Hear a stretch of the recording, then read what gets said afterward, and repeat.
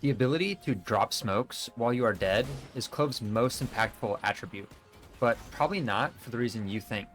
In a game where death has always been the end, Clove's passive changes the status quo. Clove is an easy-to-play, aggressive agent that has no problem dying throughout the round. With her ability to chain kills together with pick-me-up, giving a Clove player a kill often means giving them another directly after. With a kit categorized as controller, Clove instead takes up a role closer to duelist in my opinion. While Clove is great, her flaws can shine through if not played around correctly. Clove is a great fighter. Her abilities allow her to play aggressive, push back enemies, and hold important lines of fire. However, her smokes are the weakest out of any controller. With a mere 12-second uptime, you will be blowing through them faster than you desire. Second, if you don't get a kill, pick-me-up is completely useless. With a kill or assist required ability, exactly like Reyna, pick-me-up can have high impact or no impact very easily. Lastly, Clove's ultimate is often one of the hardest ults to get value out of. By dying right next to people, or the enemy simply running away from you, Clove's ult will be used just to give her one more death tally. First, if you struggle to get value out of Clove's ult, here are a few simple tips to instantly guarantee value.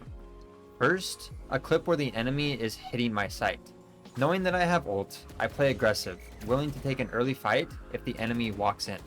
I get lucky with two players lining up, eventually popping pick-me-up, hoping that it can tank more damage just to die. This is where my ult comes in though. This guaranteed value is based off the enemy hitting my sight. With the bomb down, the offense can't run and must engage in another fight with me in it. Another way to guarantee that you get value is by hitting a site and putting yourself in the front lines. Not because the enemy won't just run away from you, but because you can take the site if they do. In this clip, Jett has to re-peek. Since I get the kill, my team has a 2v1 advantage. We eventually take the round via an easy kill. Otherwise, look to run toward a teammate where they can attempt to protect you while you are vulnerable. Regarding her other abilities, pick-me-up is by far my favorite. I particularly enjoy using it on pistol rounds alongside a frenzy. The fast speed and spray and pray combination often makes me hard to hit while I multi-frag freely. Otherwise, on normal rounds, play to get that first opener and continue to push.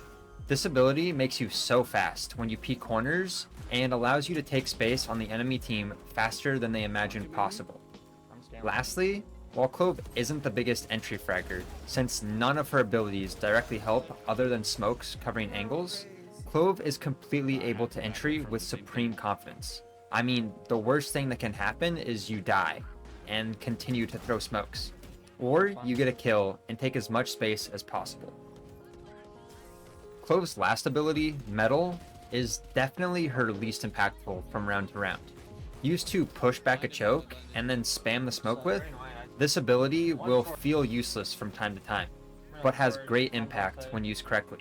Look to hit normal peeking spots when hitting a site, or slow down a site completely. Clove is a fighting controller, looking to take engagements with pure gun skill rather than helpful utility. Anybody who sees her as a traditional controller and wants to play slower is not looking at her correctly. She is a duelist controller, allowing non-controller players the ability to have a simple to play, fast-paced, fun agent to pick, helping your team have a controller while not enforcing the normal controller playstyle. If you haven't tried to play her yet and want to be able to take early fights while being useful to your team, you should add her to your arsenal of playable agents.